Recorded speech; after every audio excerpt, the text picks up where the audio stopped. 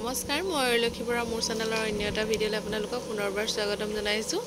আজি ভিডিঅ'টো মাহঁতৰ ঘৰৰ পৰা আৰম্ভ কৰিছোঁ। পঞ্চমীত খাবলৈ বুলি মাতিলে আৰু এই ৰাতিপুৱাই আহি দিলোঁ ঘৰলৈ। তাৰপিছত এইফালে যুজা কৰিছে আৰু গৰম বহুত বেছি পৰিছে, সেইকাৰণে এইফালে টেঙা চৰবত বনাই থৈছে আৰু এইফালে পায়স বনাইছে আৰু এইফালে সজাইছে আৰু আমাক দিয়াৰ পিছতে বাকীসকলে খাব পাৰিব আৰু সেইকাৰণে সোনকালে নিয়মটো আগবেলাই কৰি দিওঁ বুলি লৈছে। তাৰপিছত এইফালে এয়া দেখিছে নহয়, সকলো কামে কামে ব্যস্ত হৈ আছে আৰু ডিম্পিহঁতো আছেহি, ভনীও আছেহি, পম্পীও আহিব, কাইলৈ তাই আহিব, আজি আহিব নোৱাৰিলে।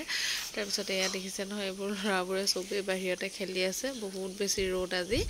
আৰু এতিয়া আকৌ নিয়ম কৰিবৰ কাৰণে ধূপ চাকি জ্বলোৱাৰ কাৰণে ফেনখন অফ কৰিব লগা হ'ল আৰু আমি একদম গৰমত থাকিব পৰা নাই, পিছনীয়ে বেছি এনেকৈ বহি আছোঁ আৰু। তাৰপিছত এইফালে নিয়মখিনি কৰি হ'ল, আমাকো খাবলৈ ক'লে। এইফালে আমি এতিয়া খাই ল'লোঁ ধুনীয়াকৈ পায়স।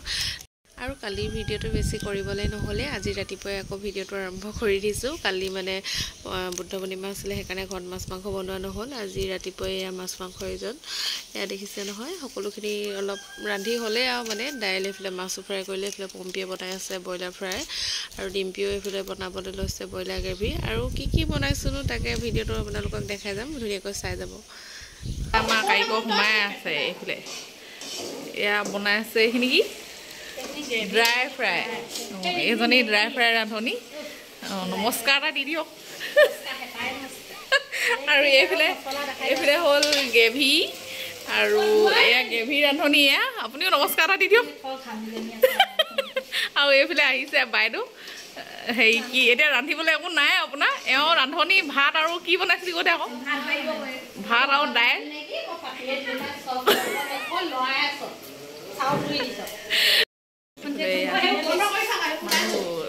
এয়া চবেই খোৱাত ব্যস্ত। এইফালে টেষ্ট কৰিছে গা ধুই আহি,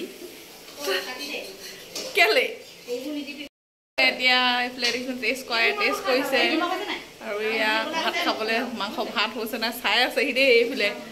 আৰু এইটো ৰান্ধনি মানুহকো দেখাই দিছোঁ, জলকীয়া সাঁচি মাৰি একদম পূৰা। এইফালে এয়া মাংস টেষ্টিং চলি আছে। দি দে শুনিয়া পাই খাই ভাত লগত চিকেন লেগ পিচ খাব। এতিয়া নেকেনে খাই নহয়, কোন হয়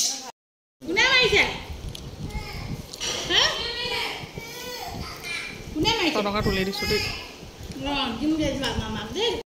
দিলোঁ ঘৰলৈ আহি পাই এয়া মই এটা কেক বেক কৰিবলৈ বুলি ৰেডি কৰি লৈছোঁ।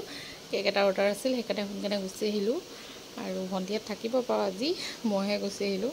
মোৰ এইফালে কাম থাকে যিহেতু কেকৰ কাম, সেইকাৰণে থাকিবও নোৱাৰোঁ, গুচি আহিলোঁ। আৰু কেকটো এতিয়া মই বেক কৰি লওঁ, তাৰপৰা আইচিং কৰা অলপমান দেখাম আপোনালোকক, চাই যাব ভিডিঅ'টো।